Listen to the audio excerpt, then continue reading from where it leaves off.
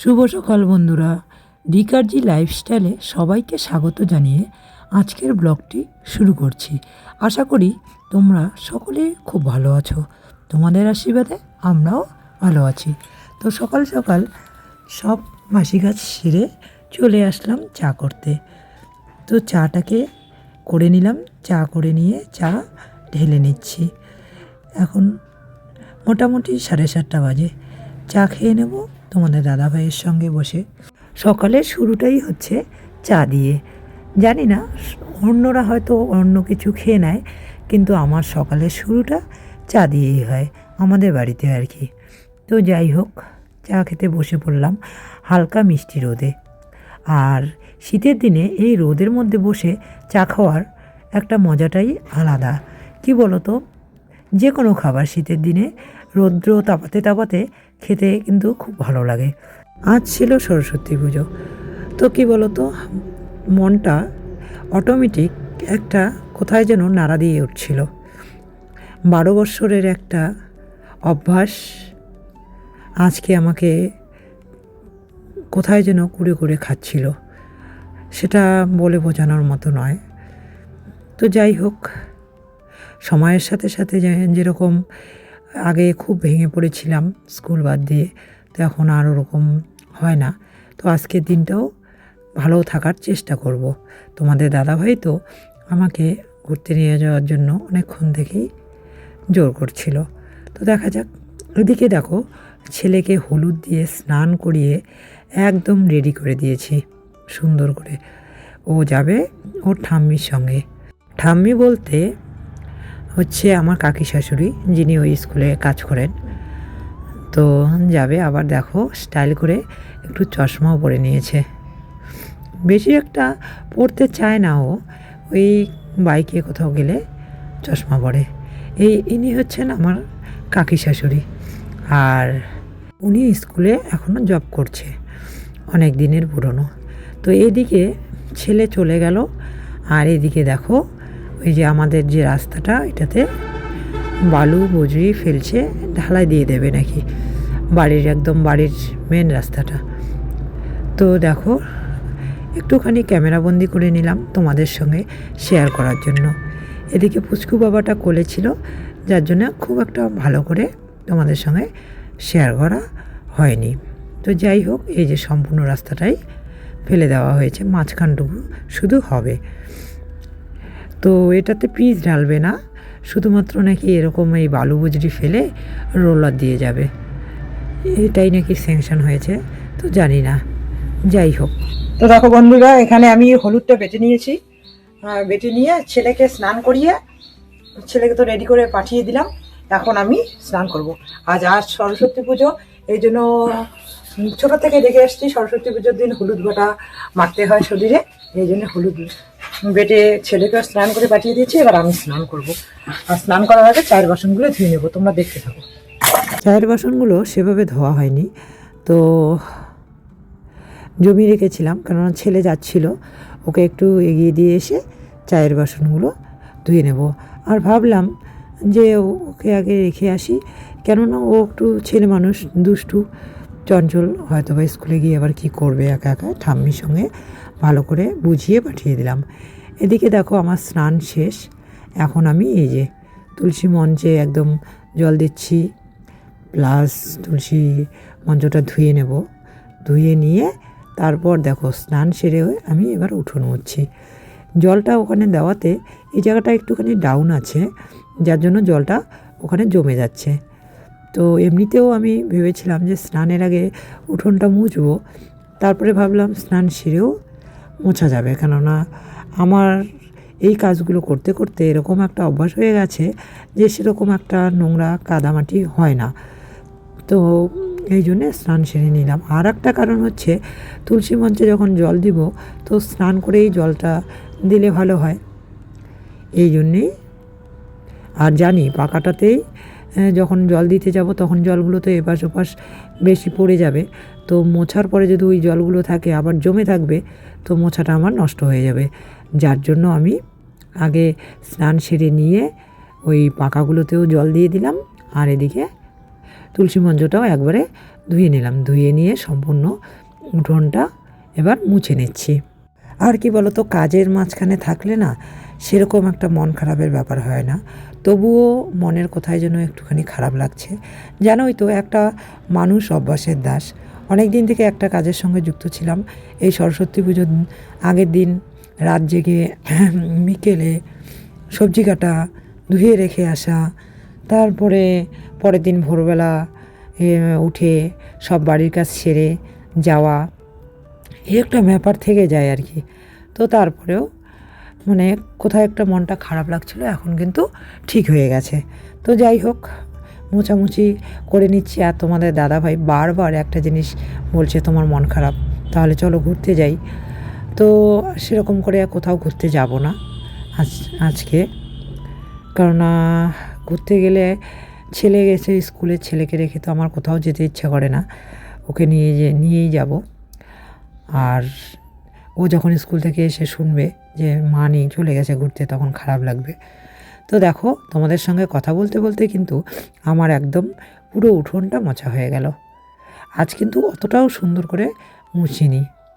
তো এবার চলে আসলাম পুজো দিতে।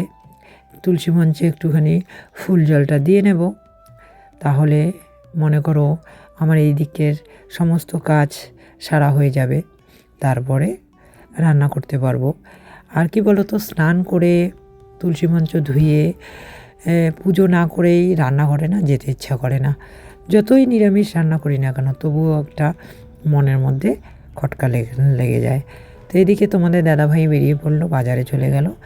আর আমি এখন এই গরুর জন্য জল নিয়ে আসব, যার জন্য 2 বালতিতে করে নিয়ে আসছি। কেননা খাওয়ার সেরকম কেউ নেই। আর আমি সকাল সকাল আজকে মা রান্না করেছিল, ওইখান থেকে একটুখানি ভাত খেয়ে নিয়েছি। তো আজকে তোমাদের দাদাভাই বলছিল যে যেহেতু আজ সরস্বতী পুজোর দিন, তো একটা খিচুড়ি বানাও। তো খিচুড়িটা তো গরম গরম খেতেই ভালো লাগে, যার জন্য আমি গরুর জন্য সমস্ত জল টল রেডি করে তারপরে লাস্টে কিন্তু খিচুড়িটা রান্না করব। এই মোটামুটি এখন 11:30 বাজে। এত তাড়াতাড়ি যদি রান্না করি, 1:30 বাজতে বাজতে জমে যাবে। তো এদিকে গরুর জল রেডি করে চলে আসলাম। তোমাদের দাদাভাই সবজি খরচ এনে দিয়ে আবার চুল কাটতে চলে গেল। তো সবজিগুলোকে গুছিয়ে রাখবো, গুছিয়ে সমস্ত সবজিগুলোকে এই যে ঝুড়ির মধ্যে গুছিয়ে রাখছি। গুছিয়ে রেখে সমস্ত কিছু করে আবার এদিকে একটু দিদিভাই ডেকেছিল, দিদিভাই বলতে বোনের মা, ছোটো পুচকিটাকে একটু নিতে। তো ওর কাছে আগে একটু যাব, পুচকিকে একটুখানি নেব, দিদিভাই স্নান সেরে নেবে, তারপর আমি রান্না করব খিচুড়ি। তো যাই হোক, সবজিগুলো গোছানো হয়ে গেল। আর সবজি এনে গুছিয়ে না রাখলে না ভালো লাগে না। আর কি বলো তো, লঙ্কাগুলো আমি যেদিনই বাজার থেকে নিয়ে আসে সাত এই যে বোটা ফেলে তারপর ঝুড়িতে রাখি, তাহলে না কাটতেও সুবিধা, আর তার মধ্যে পচে যায় না। কি হয়, শুকিয়ে যায় তবুও পচে যায় না। যার জন্য যখনই নিয়ে আসে, তখন যদি সময়টা নাও হয়, তবু দেখবে আমি রান্না বসিয়ে দিয়ে হলেও লঙ্কার বোটাটা ফেলে রাখি। এদিকে দিদিভাই চলেই আসলো মাগোকে নিয়ে। তো আমি এই লঙ্কাটা পরিষ্কার করে হাত ঠাত ধুয়ে তারপর যাব দিদিদের বাড়িতে একটুখানি। তো তোমরা দেখতেই পাচ্ছ, এদিকেও কিন্তু আমাদের একটা গেট আছে, মানে শর্টকাট রাস্তা বলে না মানুষ, এই শর্ট রাস্তা দিয়ে আমরা দিদিদের বাড়িতে যাওয়া আসা করি। মেন গেটটা তো তোমরা দেখোই, হয়তো বা এই গেটটা তোমাদের সেরকম করে দেখানো হয়নি। আর অনেক দিদিভাইরা আমার হোম ট্যুরটা দেখতে চেয়েছিল, অবশ্যই একদিন হোম ট্যুরটা দেব। অনেক দিন পর আজ আবারও সবাই একসঙ্গে হব। এই খবরটা একটুখানি আগেই আমার ছেলে এসে দিয়ে গেল যে কাকিমণি ওরা আসছে। তো জানি না ও কোথার থেকে শুনেছে, তো আসলে হয়তো আমি দেখতেই পেতাম, আমাদের বাড়ির সামনে দিয়েই তো ওরা যাবে। তো জানি না, যদি আসে তো ভালোই হবে, সময়টা একসঙ্গে একটুখানি কাটানো যাবে। এদিকে কালকে আছে আমাদের বাড়ি, আমার এক বিয়ে বাড়ি। তো বিয়েটা অনেক দূরে, আমার পিসতুত দাদার ছেলের বিয়ে। তো তুফানগঞ্জে যেতে হবে। তো ভাবছি যাবো কি যাব না, যাবো কি যাব না। একদিক থেকে ভাবছি যে আজ বিয়েবাড়ি যদি যাই কাল, তাহলে আমি সেই ছোট্টবেলায় গিয়েছি, ক্লাস 11-এ যখন ছিলাম তখন গিয়েছি পিসির বাড়ি, আর যাওয়া হয়নি। তো কতদিন থেকে যাই না, তো গেলে সবার সঙ্গে দেখা হবে। আর বিয়েবাড়িতে খাওয়া দাওয়াটা তো ইম্পর্টেন্ট না, সবার সঙ্গে দেখা আনন্দ এটাই কিন্তু সবথেকে বড় ব্যাপার। তো মাও ফোন করে বারবার বলছিল আয় সবাই মিলে গাড়ি রিজার্ভ করে যাবে। তো এটা নিয়ে ভাবছি যে এত দূরে যাব, তো দেখা যাক কি হয়। অবশ্যই তো গেলে তোমাদের সঙ্গে শেয়ার করব। তো দেখো এদিকে আমি কিন্তু ডাল ভেজে নিচ্ছি, ভেজে নিয়ে খিচুড়িটা বসিয়ে দেব।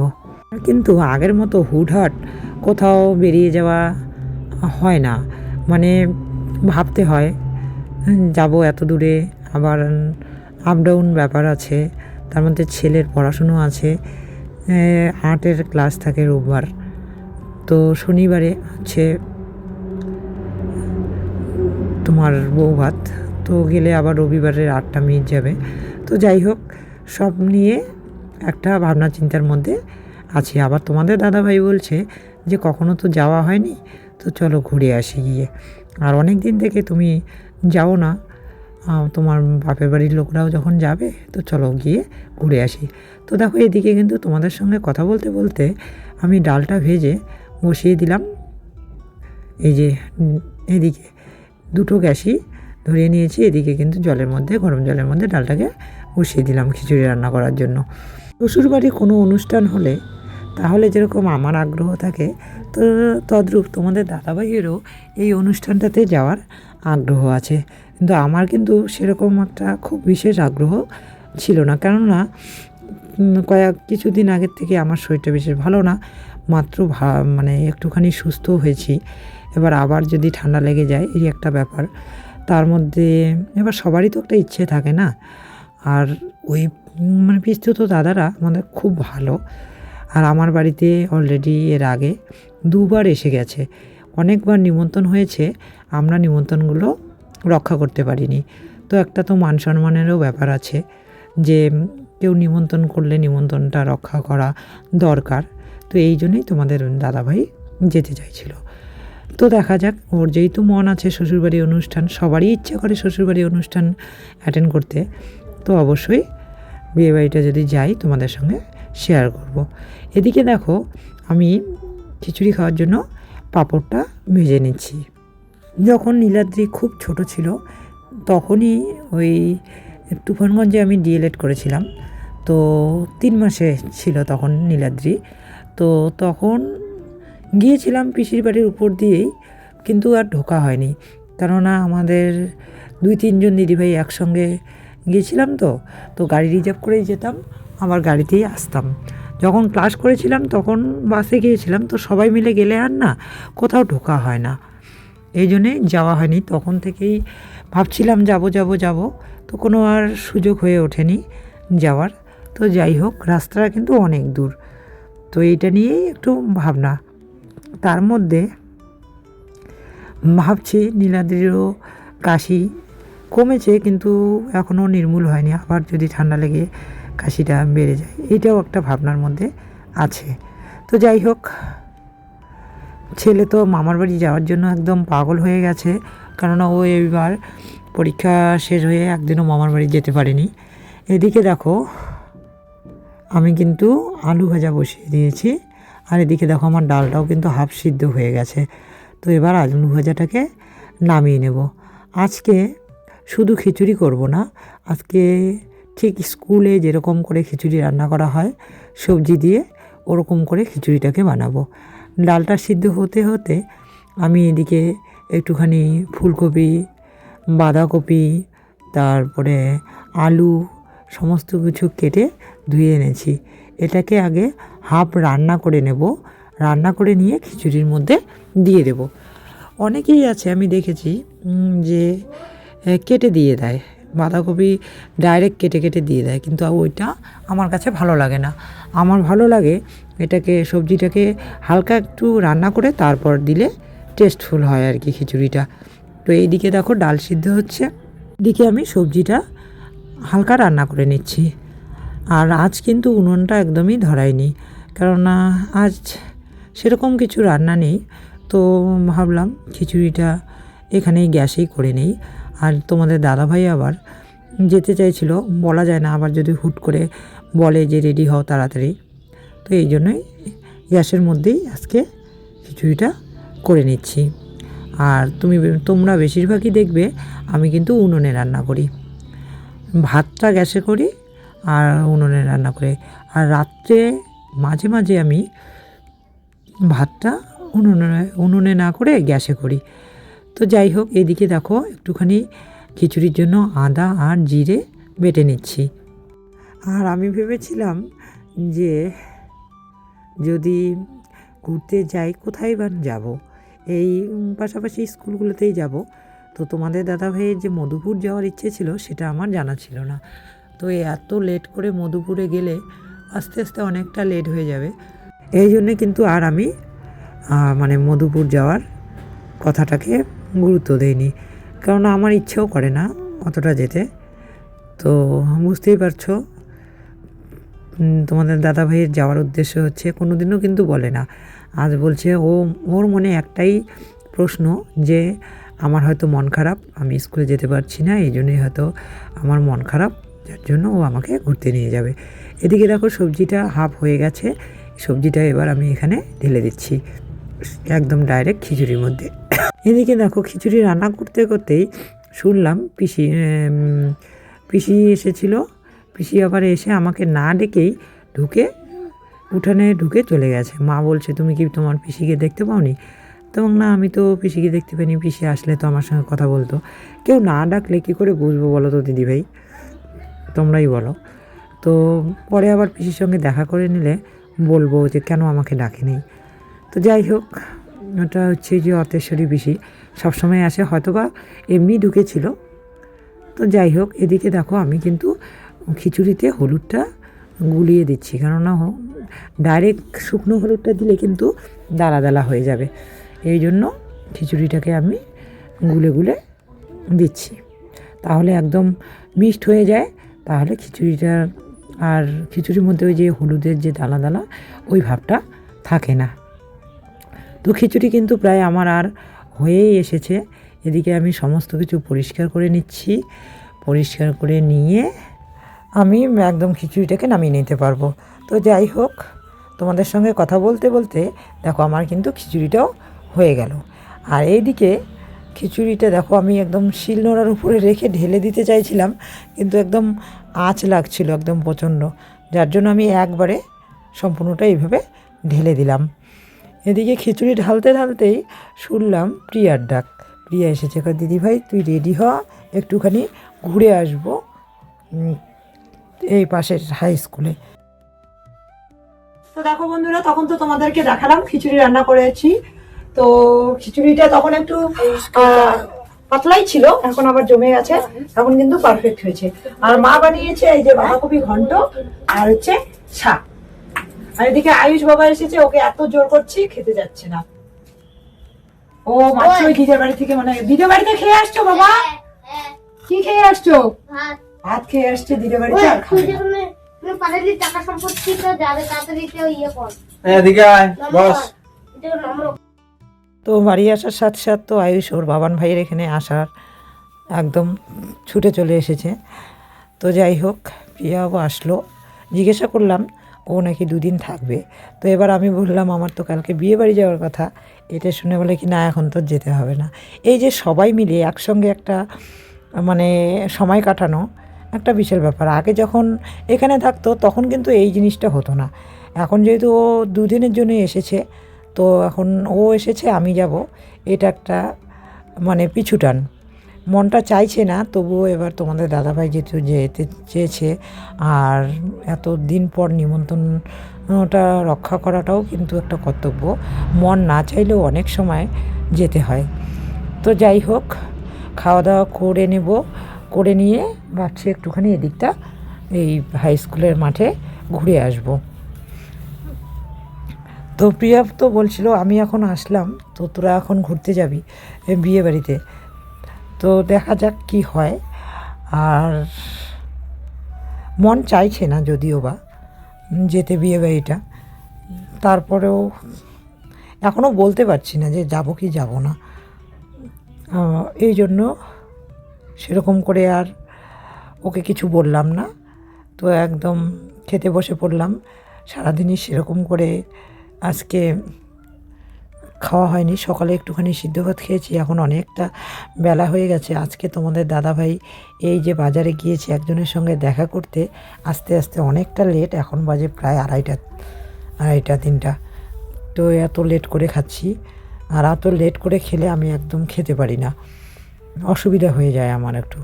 আর এই যে ছেলে তো স্কুলে খিচুড়ি খেয়ে ওর কাকাইয়ের সঙ্গে বাড়ি চলে এসেছিলো, তারপরেও একটুখানি আমি ওকে দিলাম টেস্ট করার জন্য। তো বলছে মা তোমার খিচুড়িটা সব থেকে বেশি ভালো হয়েছে। তো যাই হোক, সারাদিনে বেরোনোর সময় হয়নি, এই সন্ধ্যা বিকেলে একটু বিয়ে আসলো, ওদের সঙ্গে কথা বলে এখন একটু আমরা বাজারে যাচ্ছি চপ বড়া খাইতে। ঠাকুরটা দেখে চলো। হ্যালো। এই যে আয়ুষ আর বাবান, এটা হচ্ছে হাই স্কুলের সরস্বতী মা, তোমাদের সঙ্গে একটুখানি শেয়ার করলাম। এখন এই জায়গাটা একটুখানি হালকাই ছিল, বেশি একটা লোক ছিল না, বিকেল গড়িয়ে সন্ধ্যার দিকে প্রায়, তো একটুখানি তোমাদের সঙ্গে শেয়ার করলাম স্কুলের মাঠটা। চলে আসলাম একটু ঠাকুরটা দেখে, একটুখানি বাজারে দিয়ে ঘুরে চলে আসলাম, চপ বড়া খেয়ে সন্ধ্যা লেগে গেছে, তখন চা খাবো, চা করবো, দেখতে থাকো ব্লগটি। ড্রেস চেঞ্জ করে হাত মুখ না ধুয়ে আগে চায়ের ঘরে চলে আসলাম, কেননা তোমাদের দাদাভাই অপেক্ষা করে আছে সন্ধ্যাবেলা চায়ের জন্য।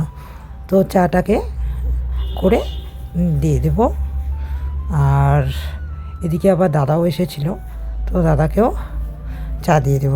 তো দাদার সঙ্গে কথা বলছিলাম, দাদা রোজ দিনই আসে, সন্ধ্যা আসে, সকাল আসে, যখন সময় পায় তখনই আসে, তো সেভাবে তো সবসময় ক্যামেরাবন্দি হয় না। তো এসেছে যেহেতু আমি বললাম বসো, চাটা করছি খেয়ে যাও।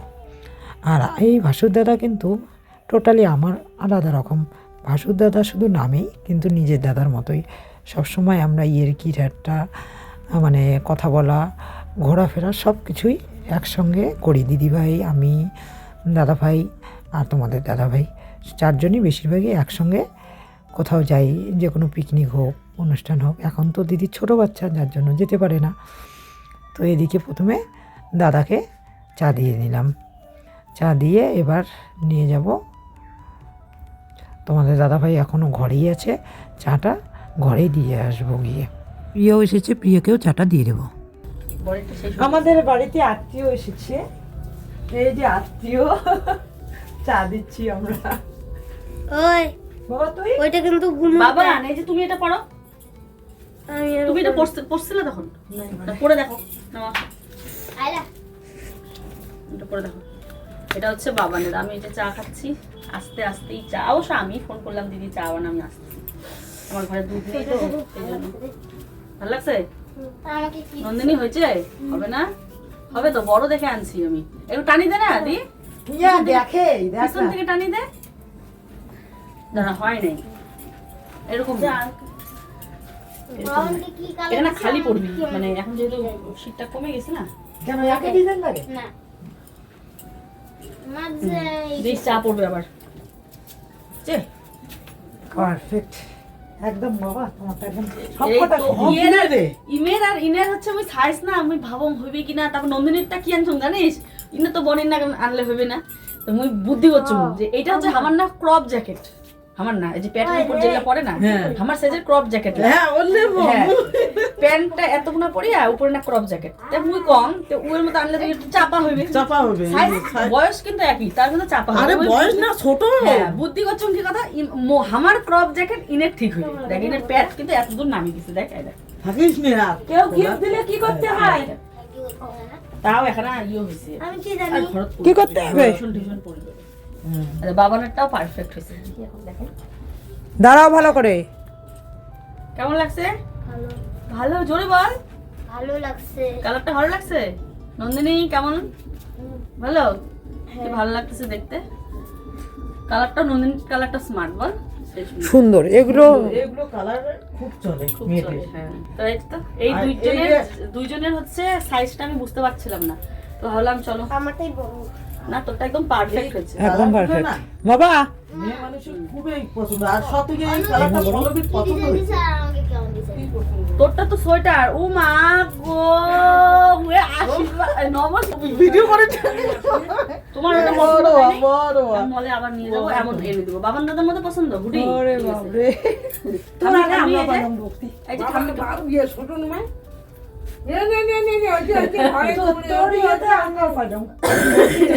একবার আসি, সারাদিনে তো কতবার আসি তার কোনো ঠিক ঠিকানা নেই, সববারই হয়তো তোমাদের সঙ্গে শেয়ার করা হয় না। তো আজ একটু অন্যরকম, যেহেতু আজকে পড়াশোনার কোনো চাপ নেই, সরস্বতী পুজোর দিন আগের থেকেই শুনে আসছি পড়া যায় না, একটুখানি লেখালেখি করতে হয়। তো লেখালেখি সবকিছু কমপ্লিট। তো এখানে আসলাম, প্রিয়াও এসেছে, তো সবাই মিলে একটু আড্ডা দিলাম, চা খাওয়া দাওয়া হলো। তো এখন এই আড্ডাটা আর একটুখানি টানবো। রাত্রেবেলা আজকে সেরকম কোনো রান্না নেই। ছোট মা বলতে আমার কাকি শাশুড়ি, ছোট মা আমাদের জন্য প্রসাদ নিয়ে এসেছে, দিয়ে দিয়েছে, তো রান্না করব না। তো এই জন্য সেরকম চাপও নেই, পড়াশোনার চাপ নেই। তো সবাই মিলে একটু অনেকদিন পর সেইভাবে আড্ডা দিচ্ছি। আর সোনা মোনা দুটো যেহেতু ঘুমিয়ে পড়েছে, তো আর কোনো সমস্যাই নেই। হ্যাঁ এবার তো মা থেকে এদিকে ঘুরে ঘুরে সবাই এদিকে দিদি, এদিকে ওই দিক থেকে একটা ছোট মা দিকে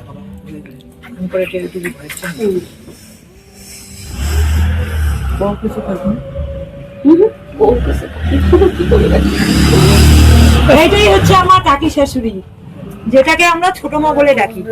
সন্ধ্যাবেলা সন্ধ্যার ঠিক একটু আগেই প্রিয়ের সঙ্গে গেলাম, তোমাদের সঙ্গে শেয়ার করেছি।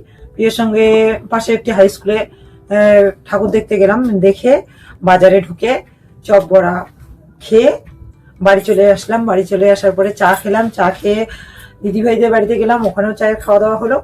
তো যাই হোক, তারপরে সেরকম একটা খিদে নেই। আর ছোট মা আমার কাকি শাশুড়ি সেরকম পোশাক দিয়েছে, ওড়িনি। আর দেখো আমি এখনো কিন্তু সেজে গুজেই আছি, মানে মুখটা আর ধুইনি, ঠান্ডা এই জন্য আর মুখ সব কিছু ধুইনি। তো আজকের ব্লগটা এই পর্যন্তই। তোমরা সকলে ভালো থেকো, সুস্থ থেকো। কালকে আরো একটি সুন্দর ব্লগ নিয়ে চলে আসবো তোমাদের সামনে। আর আজকে কিন্তু আমি মোটামুটি সুস্থ, কালকে শরীরটা খারাপ ছিল, আজকে আর সেরকম কাশিও হচ্ছে না। আর মানে আমি ভালো ফিল করছি আর কি, সুস্থ আছি একটু। তোমাদের আশীর্বাদে হয়তো বা এতটা সুস্থ হয়ে গেলাম তাড়াতাড়ি। তো যাই হোক, তোমরাও সকলে ভালো থেকো, সুস্থ থেকো। আজকের ব্লগটা এই পর্যন্তই। আমার ভিডিও যদি তোমাদের ভালো লাগে অবশ্যই সাবস্ক্রাইব করে আমার পাশে থেকো, লাইক, কমেন্ট এবং শেয়ার করে দিও। শুভরাত্রি।